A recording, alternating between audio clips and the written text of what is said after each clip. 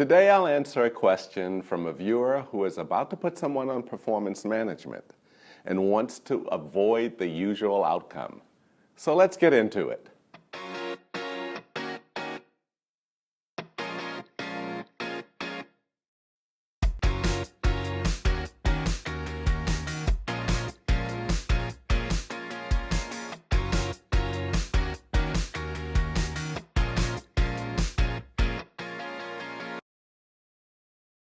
Hi everybody, Harold Hillman here, and thank you for joining me on episode 13 of Ask Harold. Today's question is from Mike, who is facing one of those leadership challenges that none of us look forward to, but we all have to face into every now and then. That dreaded two-word thing, performance management. Here's what Mike writes. Hi Harold. My question is about how to deal with someone on performance management. I always find this an uncomfortable thing to do as a manager when I have to put a team member on formal notice that they may lose their job unless they improve performance. It almost never works out, and it feels like a long process where the person is really uncomfortable, and so is the team. The whole thing is a negative experience for everybody. I admit that it's difficult for me to be objective about someone after I put them on performance management. I've got another situation unfolding now. Can you help me with some tips on how to approach this in a different way? Thanks, signed Mike. Well, Mike, that is a great question. This is one of those management tasks that none of us like. There's a lot of negativity that usually swirls around the whole situation where everybody starts to tiptoe around the person. And then it's just a matter of time before the inevitable happens. They leave. But do they really have to? That's what Mike is asking. So here are 5 quick things that I'll ask you to keep in mind in a situation like this.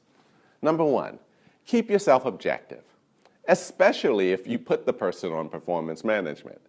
It's hard to believe that you won't already have some bias on the person, whether good or bad, but the bottom line is your opinion is consequential to this person's future with the company. So if you take your role seriously and have some reason to believe that this person may be able to turn things around, then keep asking yourself, or check in with a trusted peer, am I being objective?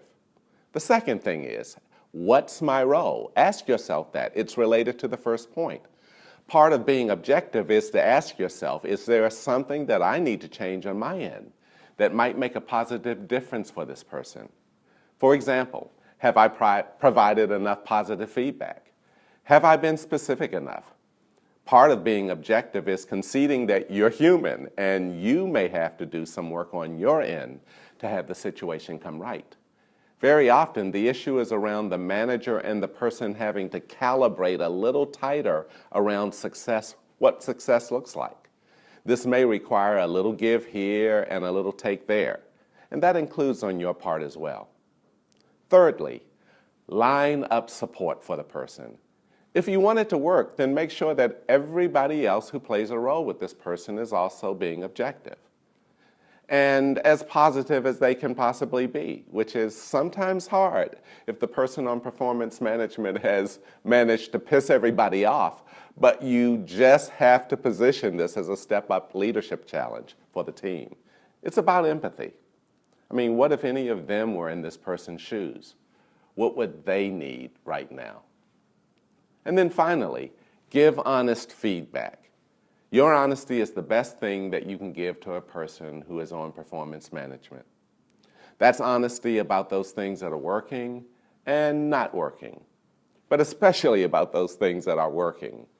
Keep your eye on the person's confidence and provide them some positive fuel for going the extra mile to lift their game. Be honest, direct, and specific. I mean, what would you want if you were in their shoes? Thanks again for that question, Mike. It was a good one. And thank you all for watching Ask Harold. On the next episode, I'll answer a question from a viewer who wants to stop going to endless meetings because she can't get anything done. This is more common than you may think. I'm sure many of you can relate to this. Remember, if you like this video, tell others about it and subscribe to Sigmoid's YouTube channel.